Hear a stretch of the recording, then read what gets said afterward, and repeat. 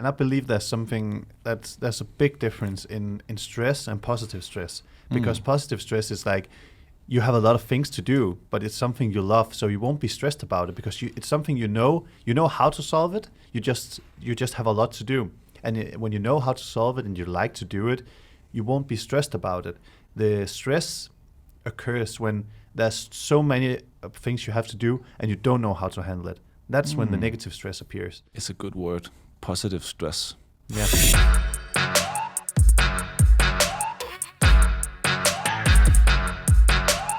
Christian. Yes.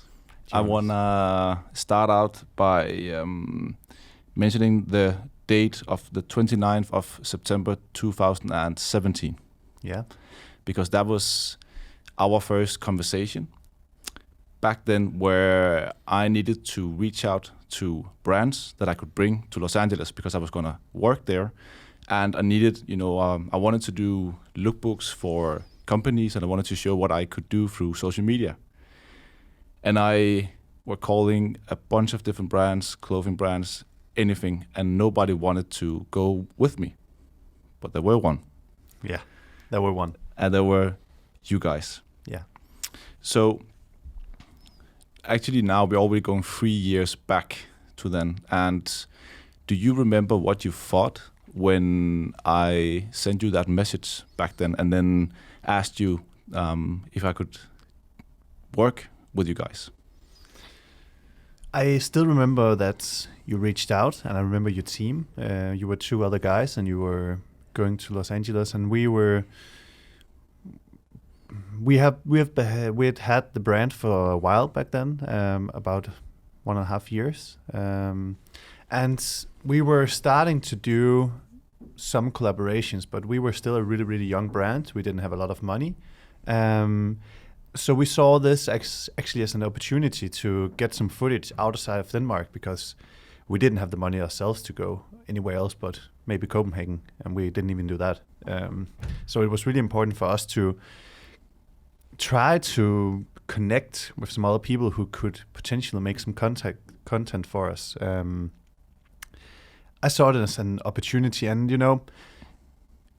I could sort of reflect myself in it, because you were same as my age, and you were trying to do something for yourself, and you were taking a big leap, just going to Los Angeles to try to do some videos. And I thought these guys seemed cool. They potentially be good brand ambassadors for us. So I think a lot of things went through my mind, because it was by far the biggest amount of money we've ever spent on anything except clothing, and it wasn't even that much money. Really? Yeah. That's actually pretty interesting, because I was thinking when we talked there, and then could we do something together, and then we came up with the budget, and I knew that it was still like a lot of money back then for me, but then I actually saw what you guys were doing, and the way that you are already branding yourself, and in the way you were doing your videos and doing your photos, and it already looked pretty professional. Yeah. And then knowing that maybe you didn't have the biggest budget back then, it kind of shows also that like you work with what you got, and then from there you just go on the road, right? Yeah, exactly. And I think exactly what you're saying is you work with what you got is our mentality, because it doesn't have to be something big, or like it doesn't have to. You don't have to go to Malaysia to do a beautiful video or do some crazy travel videos. It can just as well be with what you got here in Denmark, and we're a Scandinavian brand, so it makes so much sense for us to do things in Scandinavia, and we realize that by now. But back then we thought, okay, we just want to go into big cities and create something amazing, but we didn't have the money at all. So I think we kind of stumbled upon our identity. It wasn't planned, as so to say, in the beginning, but when you grow as a brand, I think you realize more and more where and who you are. For sure. And I think because we should get back to the roots of why SNT started in the first place. But the reason why I also want to talk to you today is because it's very important for me to get to know your story, and also for people that are going to watch and they're going to see this in terms of who Shape New Tomorrow is. And I was thinking, so what better way than showing that than actually bringing in like one of the founders that are in this business. So, what did you do before shaping? Because it's been a long journey now, right? You started back in 2015. Yeah. What was your life like before that? Yeah, one of the things that I typically get teased with, and also I think it's kind of funny story as well, is that I started my whole, for people who don't know, I still edit a lot of the videos and that Shaping New Tomorrow does, and find messages and all this. But back then, when I was about 12 years old, I loved playing Counter-Strike, and I loved playing football as well. But Counter-Strike was like a part-time job, and part-time in terms of like you guys were playing like. No, I didn't get any money. It was just I used so much time on it. It could be a part-time job. So, but I was always all right. I was pretty good, but not professional of any kind. But then I saw this frag movies where people was like editing Counter-Strike film, and I was like, that was so cool. And I started doing that in Windows Movie Maker back in the days. Didn't have any money, and then I just started doing it more and more, and became one of the biggest Counter-Strike creators in Denmark, and probably one of the biggest in Europe as well. And just had fun with it. So that was how I started editing, actually. And then I got older and kind of lost interest in video games, or not as much as I had back then, and went into college, and went actually in the military as well. Was a sergeant there for a couple of years, and after that I kind of thought, okay, I've been doing something completely else now, but I kind of began to miss this editing thing. But then I tried editing Counter-Strike again, and I just didn't feel it at all. So then I started editing. Then I bought a camera, actually. And photos have never really interested me that much. I think it's all right, but it's always been video, because there's so much more you can do with sound editing and the image and sound effects. And I just think there's so much more you could do and like influence people with. So then I started doing that again. Did some small things, and then Kasper and Kristoffer came to me and was like, "Hey, we're thinking about doing this company. Let's do it together." And then it's just been all Shaping New Tomorrow ever since. So you went from editing Counter-Strike movies to then going into the military, to then buying a camera, and to now ending up, having a company that sells clothing. Yeah. But not only do you guys sell what you see behind us here, if you guys are watching the video, but you're also selling, like a story. Yeah. And you're on your way to, in my case, and what I would always tell people, you're on your way to creating a brand.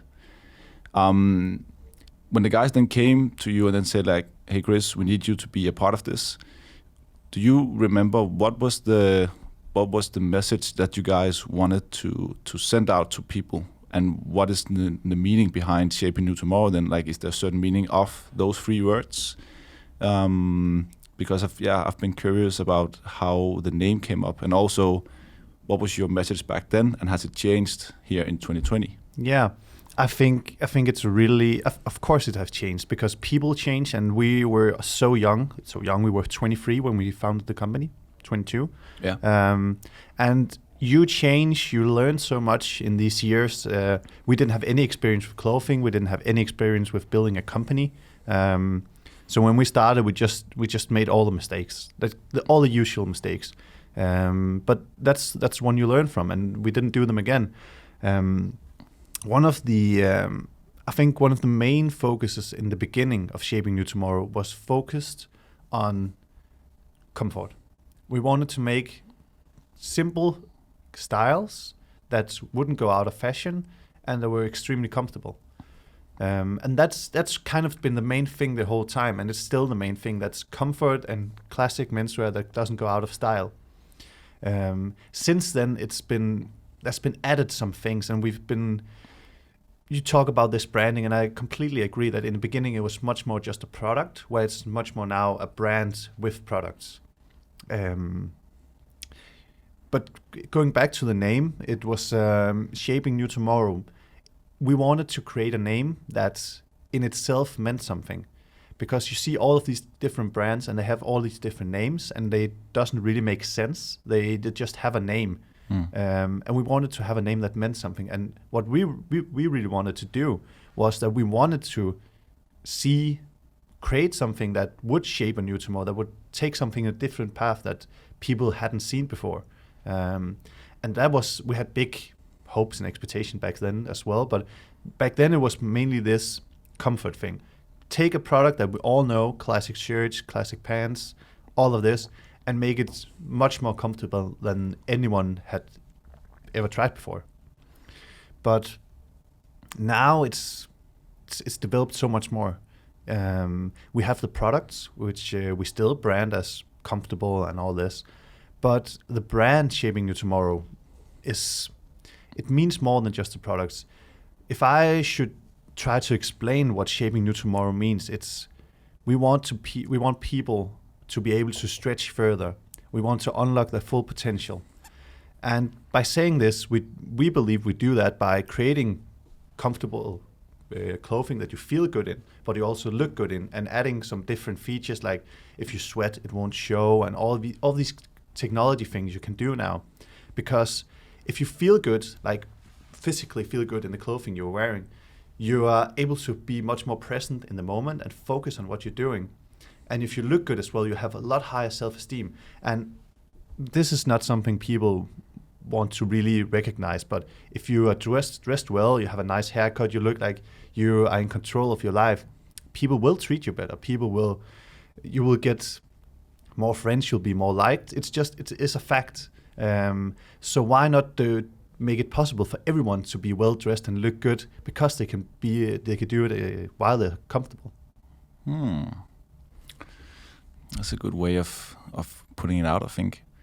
And it definitely, I think you're also having a really, really good way of then, putting on your clothing on people that didn't care that much before, about like whatever shirt it should be and stuff, so that like the whole comfort thing works really, really well for them there. So when you're saying this now, and that how you guys started out by creating S&T, and then how far you have developed, what do you think other branding-wise is then, where are you guys differentiating yourselves from other clothing brands now that we know in Denmark or outside of the world? Because you guys have a name now here in Denmark, and you're slowly getting out into like all different markets, Europe, and you want to present yourself in a certain way. Because we also know, when I Googled Shaping New Tomorrow before I was here, all the articles, it all says, known from Lions Den, Shaping New Tomorrow. Known from Lions Den, Shaping New Tomorrow.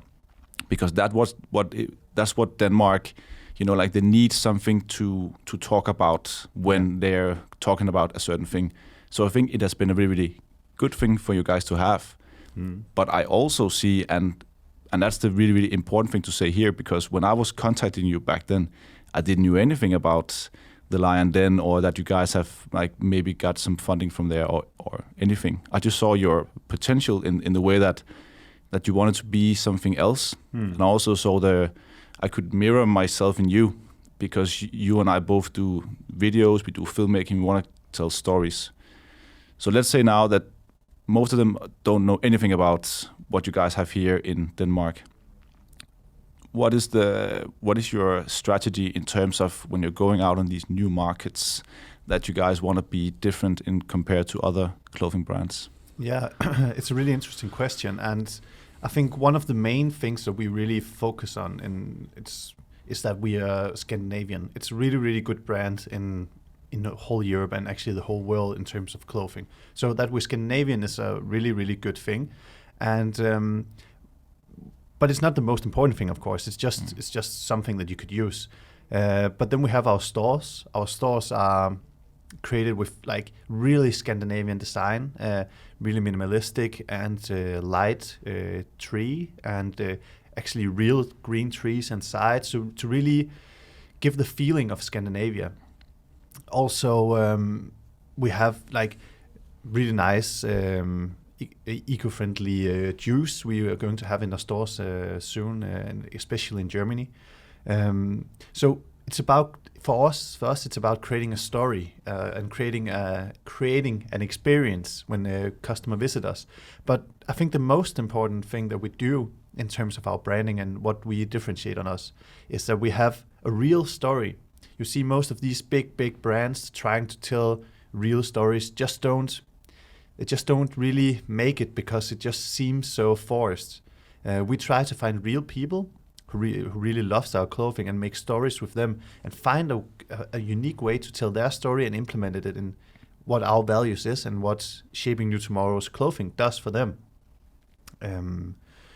So I think, and also being really personal, we are on a lot of pictures for on the website. We are really showing who owns the brand, because I think that's what most actually brands miss, is to see the founders, because you want to know who you're dealing with. You want to know that you're buying something from real persons and not just a big mechanic corporation. So yeah, I think there's so many different small things that must add up. But I think this, by really having a passion to change something and doing something simple that people can understand, and doing it as Scandinavian and eco-friendly and in good way is what differentiates us. And also having really, really great products, of course. Yeah, and I think and that thing as well is definitely what's going to be really, really important as well when they're getting to the bottom of your funnel, right? Yeah. But I'm just so happy that you're also saying that. But the top of it, is up here, is where how the story began, how we're going further, and also that you can see your founders. Because then, if I buy into that story, like if I should be objective, I wouldn't really care about the products. No. Because I already want to buy into you. Yeah, it's a brand. But if you also add up that this works, like this clothing is nice, it feels comfortable, then it will make it much easier for me to also buy it afterwards. Yeah. So you've been doing a tons of different videos and stories with athletes, with entrepreneurs, and I know that all of these people are really valuable to you, like each of one of them. But is there one of your partnerships and one of the videos you could point out where that was like the perfect fit for you? Saying that they are all perfect fits, but were there one certain story that had like, okay, this makes sense for us to make this video with this guy? Is this the time where I'm supposed to say you, or? It could be nice, right? Like back when we were going to LA and Jonas did the video, and it was all like, we haven't looked back since. No, no, but it was a great video. But I think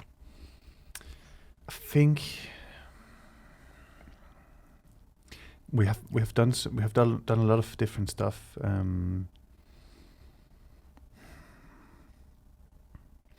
I actually think that's one of our newest partnerships that hadn't been released yet, with a former professional hockey player called Mois Fürster from Germany. It's one of the best collaborations we've ever made, because actually he's not a really commercial guy. So when we first reached out to him, he was like, no, I don't wear that kind of clothes. But then we were allowed to send him the clothes anyway, and immediately after he tried it, he was like, all right, let's do this. Because he had always been used to wearing sweatpants, because he was a sportsman before and now owns a company where they work in the fitness industry.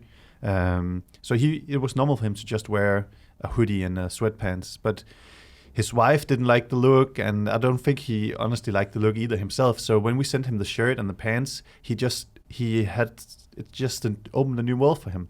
So when we did the film with him, it just showed so much how every word he said really was true, and also his story was really good. He's a former sportsman now. He has a family and a company.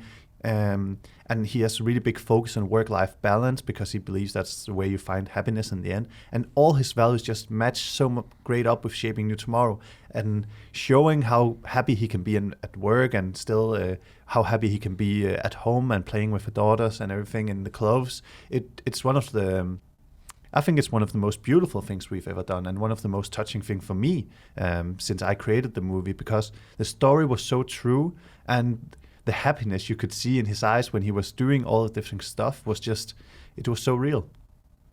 It's nice, man. And also because I've been able to watch the movie now, and I can then approve that as well, right? Like when you were showing me that and like the certain feelings you had, and suddenly you're also tapping into a new audience, right? Or not a new audience, but the way that, because he's a father as well, and you can show that fathers can be active as well. They need to go out with their daughters and play. And I could assume, since I don't have any kids, is that like that's what you also need, right? In terms of not thinking of, I'm gonna destroy my clothes or anything. Yeah.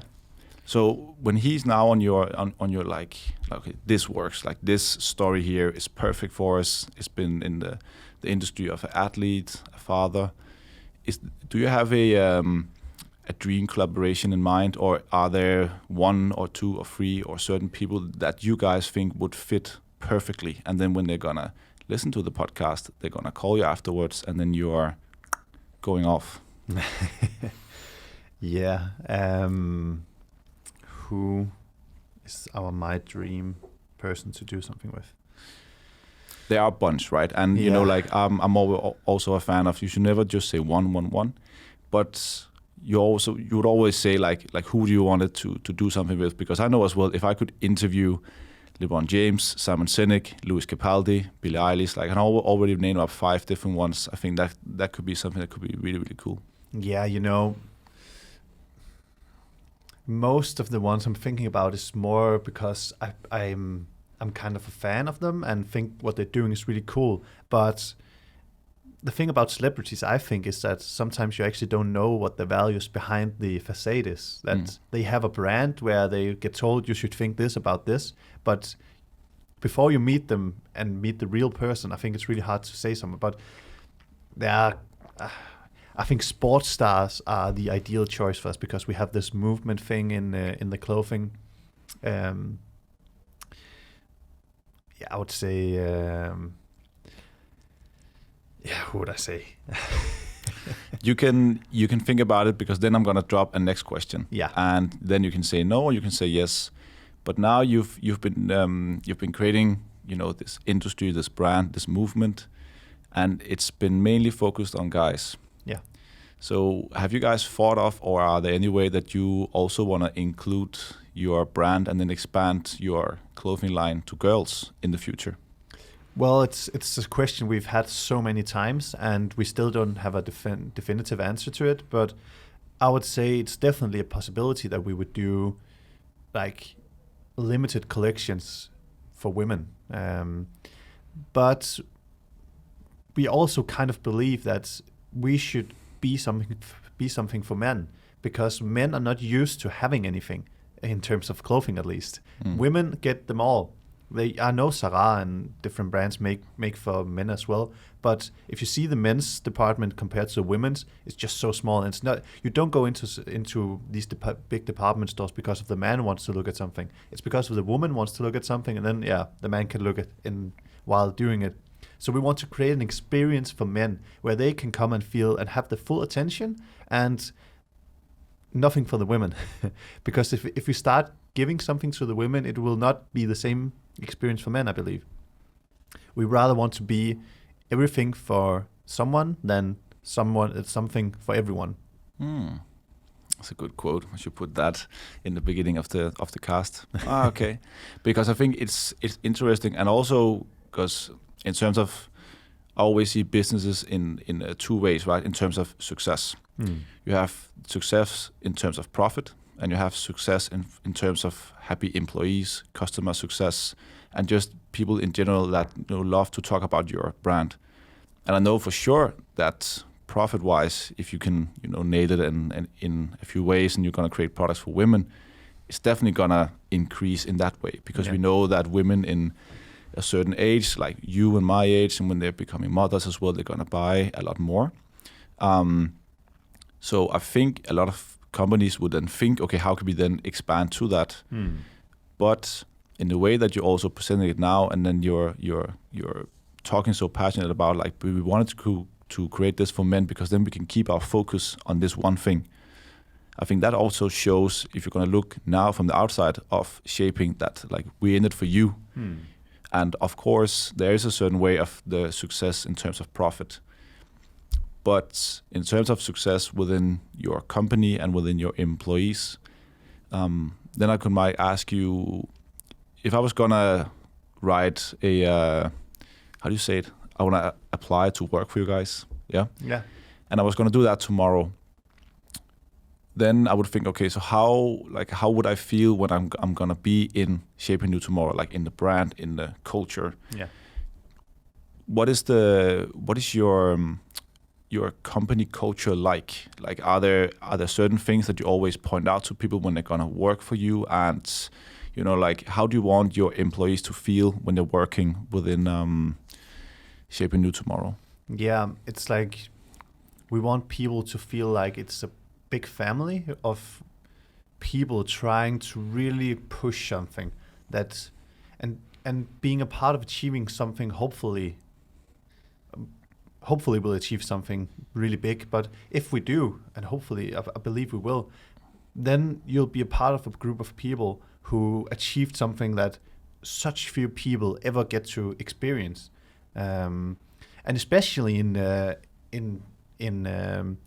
a business like fashion, there's so few companies who are really, really successful that wasn't built upon a lot of money. That we started completely from nothing. We had nothing at all. We were studying while we started Shaping the Tomorrows to have just some wage because we couldn't afford wage for ourselves the first 3.5 years. Our first employee, which were working in our store, got wage before we did, even a half year before we did. So we really want people to understand that it's where we come from and how little it has been. And I think people are really tapping into this scale-up company mindset, though. So it's just so clear that people go the extra mile, and they when you start here, I've heard from several of my colleagues, it's like you cannot not tap into it, because if you don't, you're just not gonna fit in here, because everyone is so passionate about what they do at Shaping You Tomorrow and just want to improve. And I think that's one of the main things about Shaping You Tomorrow. It's about people who want to be better. It's about people who want to challenge themselves. It's not a job that you just come into and you just do the same thing the next 10 years. No, it's keep developing, and that's one of the main things of Shaping You Tomorrow as well, right? It's doing something better doing something better, so you keep on evolving, and so to shape a better tomorrow for yourself, right? Mm-hmm. Then I'm hired now, like I'm an employee. Yeah. And how the other guys are doing it, Kristoffer and Kasper as well, like I know that they have their areas. And then I was curious as well if you thought in any way about, because then you're gonna be my boss, right? But I like to call it like you're my leader, right? My mentor, because I need to work with you, and you're the guy that's gonna tell us, okay, so how, guys, we're gonna do this and this and that. Do you have any way of being like a leader for your employees? Like, are there certain ways you want them to feel, or are there certain ways you guys like to communicate? And because I've been thinking about it a lot whenever I've been out shooting and doing videos as well. Like, how do you make sure that this group of people that we included in our culture now, that they're gonna stay and they wanna stay? Do you have, like, maybe you don't think about it at all and you're just yourself, which I know you are, because then, like going in and going out, can we be here? Yeah, sure. And so now, like, there's so many things going on. But how have you thought anyway about like how you're leading your employees within Shaping You Tomorrow? Yeah, I believe that the right way to lead is not by authority. It should always be because of the respect that people have for the work you do and the knowledge you have.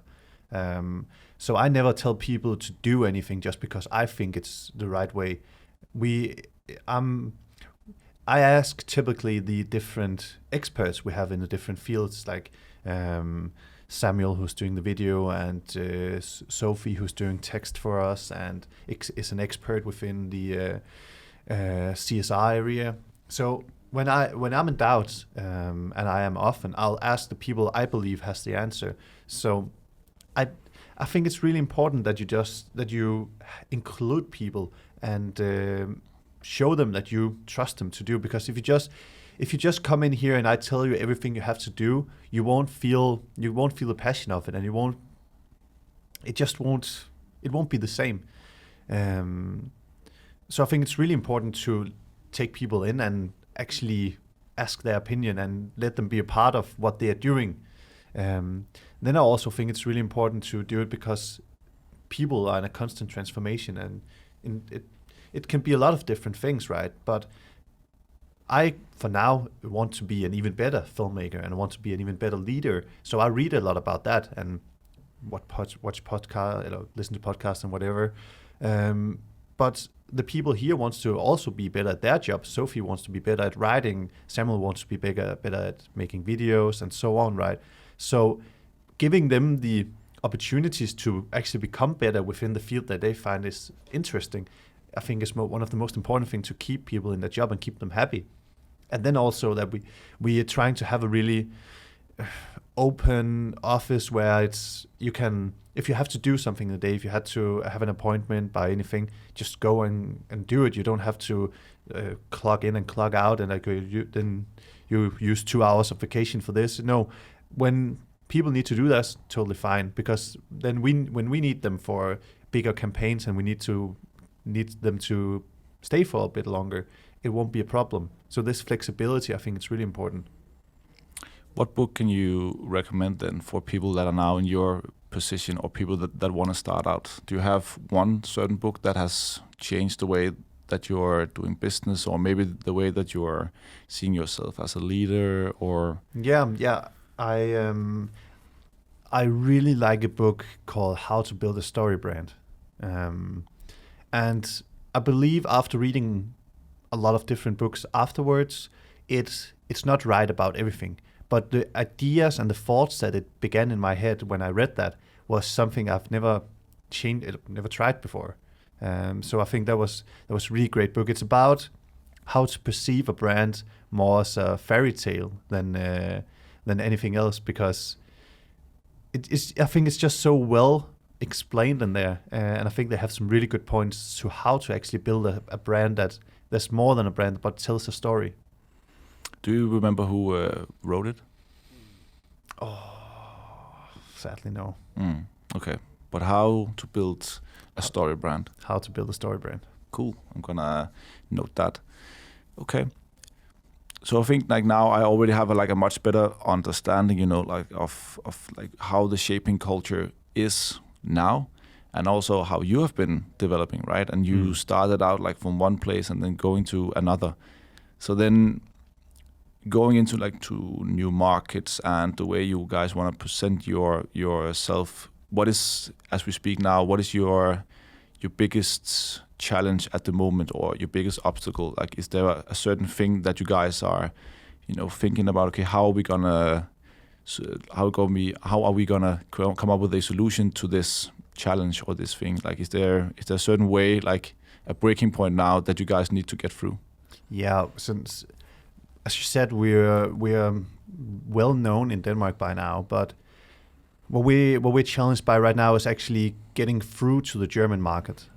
It's our main focus. We thought we could try to break through into different markets at the same time, but we really believe in, exactly as I said before, we rather want to be everything for some than the opposite, right? So instead of just trying to get a little bit into a lot of markets, we really want to conquer Germany the way we've conquered Denmark.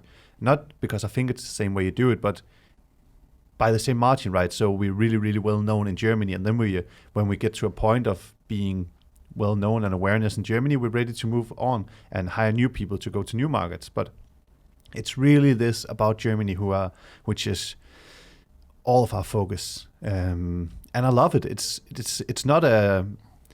a really great challenge, because Germany is such a big market and it's known for being a really, really hard market to break into. So when you get in there, there's like 84 million people that potentially could buy your clothes. It's so big. So that's the main thing. And yeah, I'm using a lot of time on telling our brand story and developing our brand story as well, which I'm using a lot of time on.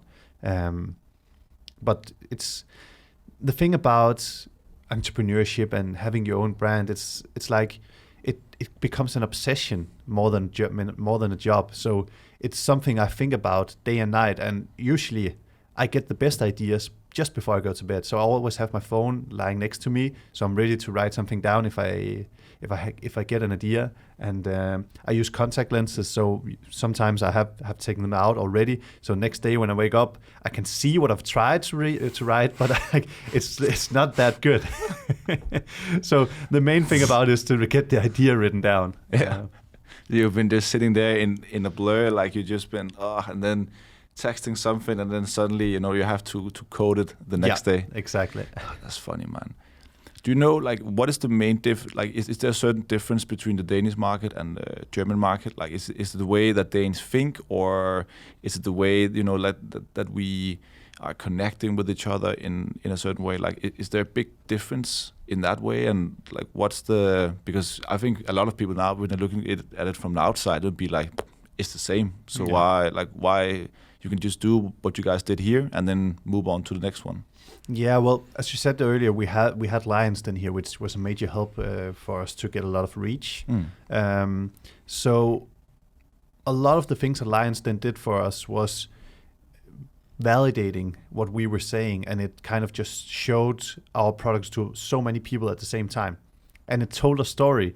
We went into a program where the main thing wasn't about advertising. It was about it was a real program, so people are much more taking it much more in than if it was just an ad.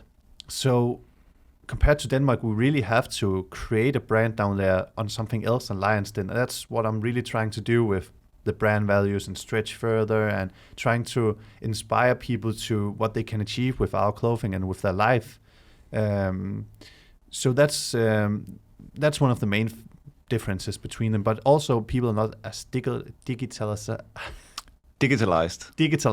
Yeah. Oh, fuck, that's a difficult word. Yeah, digitalized in Germany as they are in Denmark. I mean, there's a lot of young people on Facebook, Instagram, and all of that, but they're not as in Denmark. Then also there was a much bigger wage gap. Like they earn a lot less and they earn a lot more. So there's a lot of people who maybe won't have the economy to buy our products in Germany, and that's just how it is. Yeah, and there's a lot of cultural things as well. Like German people are much more focused on like facts, where Danish people are a bit more focused on emotions.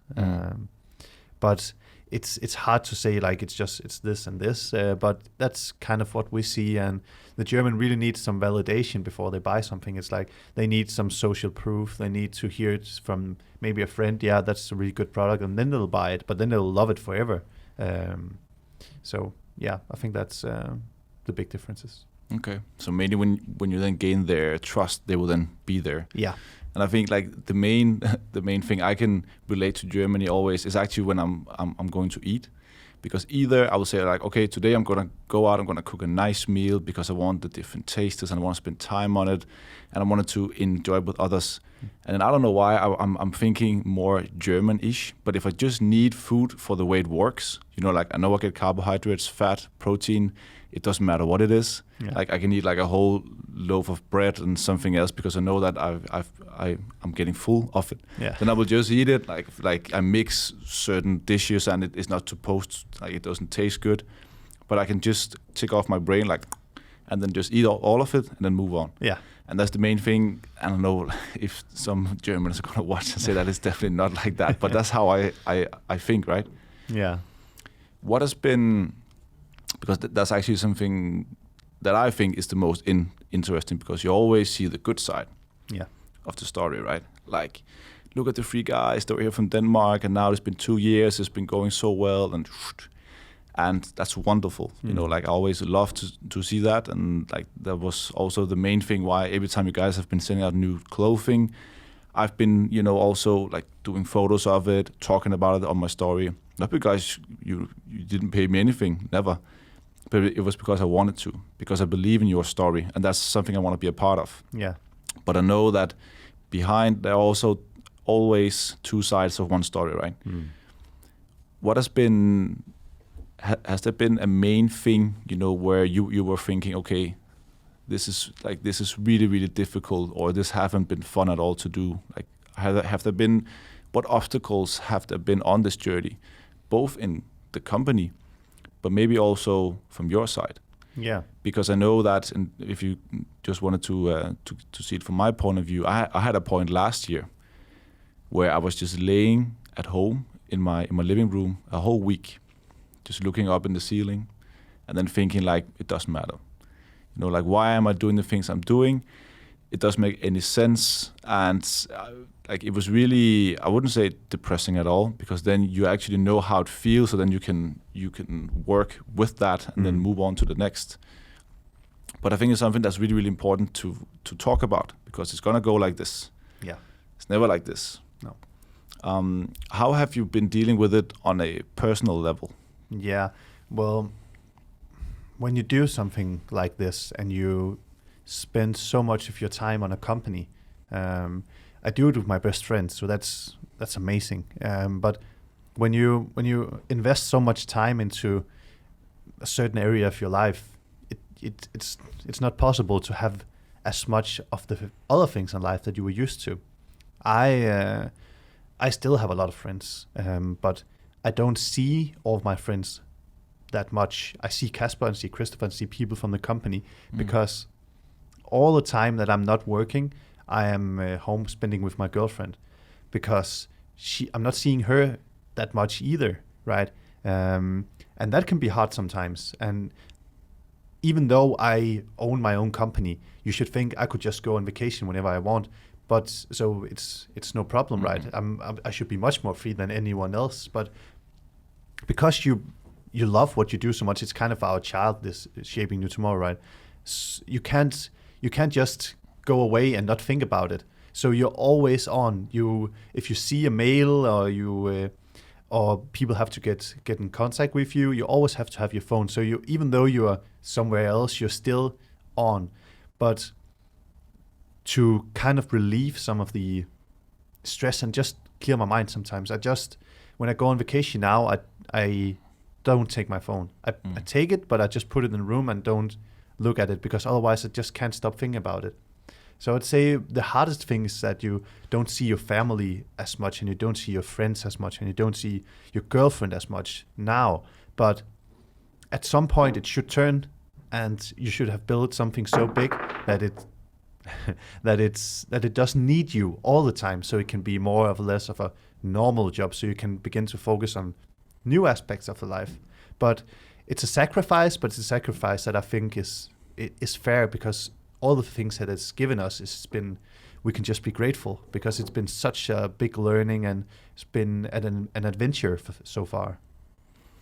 Do you think that in a way of then actually doing that, sacrifice? Yeah. Because it's something that I've been thinking about as well. Like, I had it I think for the past like maybe 2 years, like I was thinking, I know my family is always going to be there. My friends are always going to be there. So now I can just focus on this 100%. But then I was also faced with reality, in terms of like, I wouldn't show up for birthday parties, or I wouldn't just go and spend time with my grandparents. And, like, you can't work against time. No. Because then suddenly time will take some of these people away from you, either because you don't spend time together, or these people are going to pass away. So that's been a really, really important refocus in my mind, that still needs to figure out, okay, so how can I still work the same amount or get as much done? But if you're just gonna climb for the top, but then when you're there, you're standing alone, right? Yeah. You're still there with the company.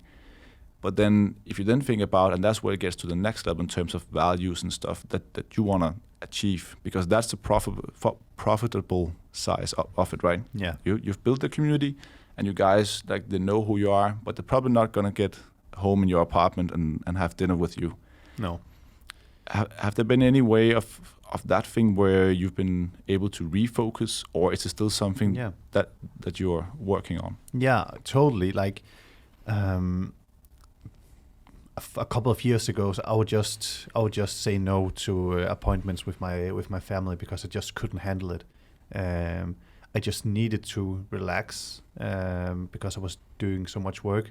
But what I do now is I still do as much work, but when they ask me to come to something and to be with them, instead of just saying no, I actually always now try to just do it, even though when I'm about to do it, I'm not always 100% in for it. It's just like, okay, I have to do this. But as soon as I get there, it's just something else. Then it's actually, and then I get energy from it. And really nice seeing them all again. So I think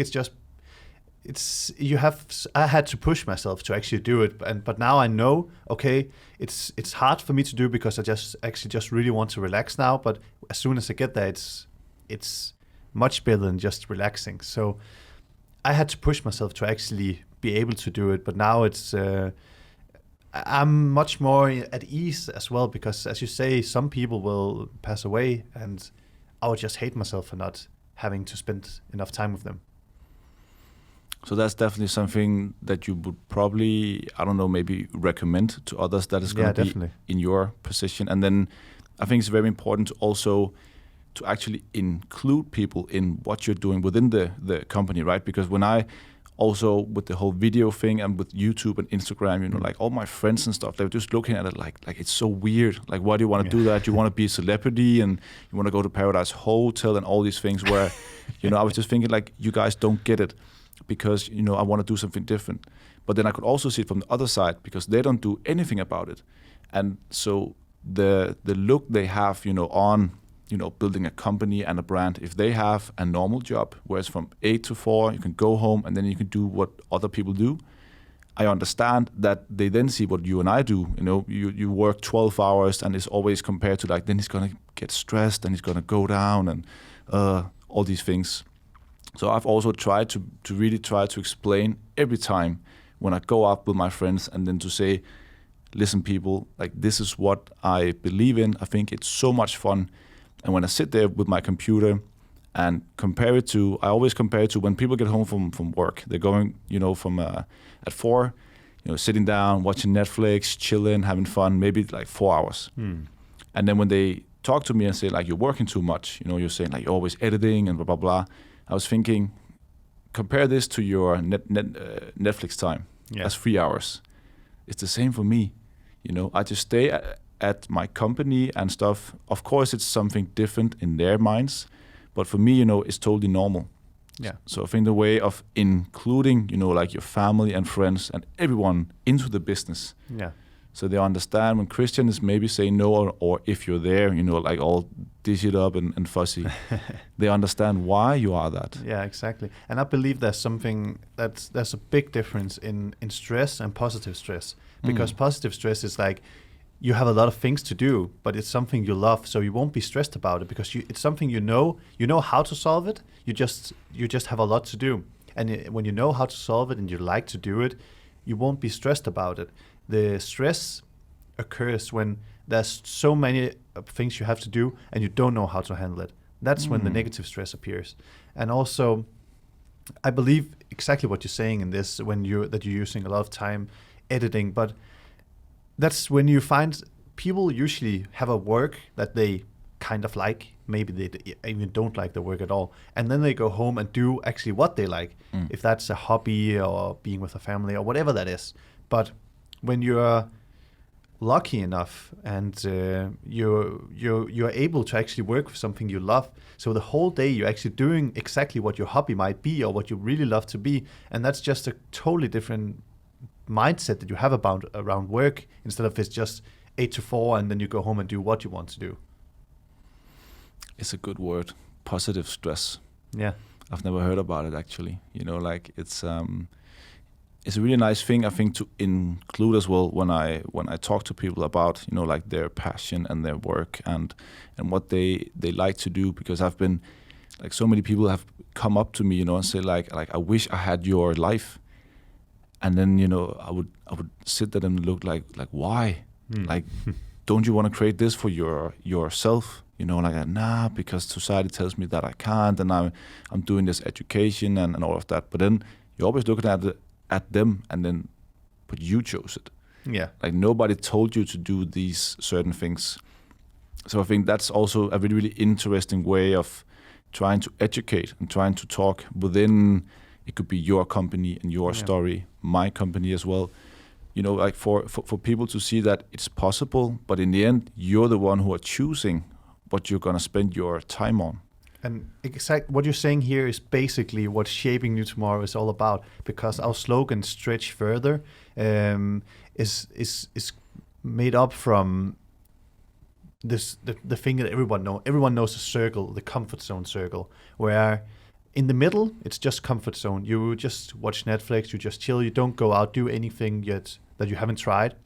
You just go to 8 to 4 every day and just do the same thing. Nothing stressful, just in a comfort zone, nothing dangerous. Outside of the comfort zone is something called the stretch zone. And the stretch zone is where you get new experiences, learn new things, all of these different, like, we believe that in the stretch zone is where life begins. And that's why our slogan is Stretch Further, because we want to help people being in the stretch zone and stretching further in the stretch zone so they can do exactly what they love.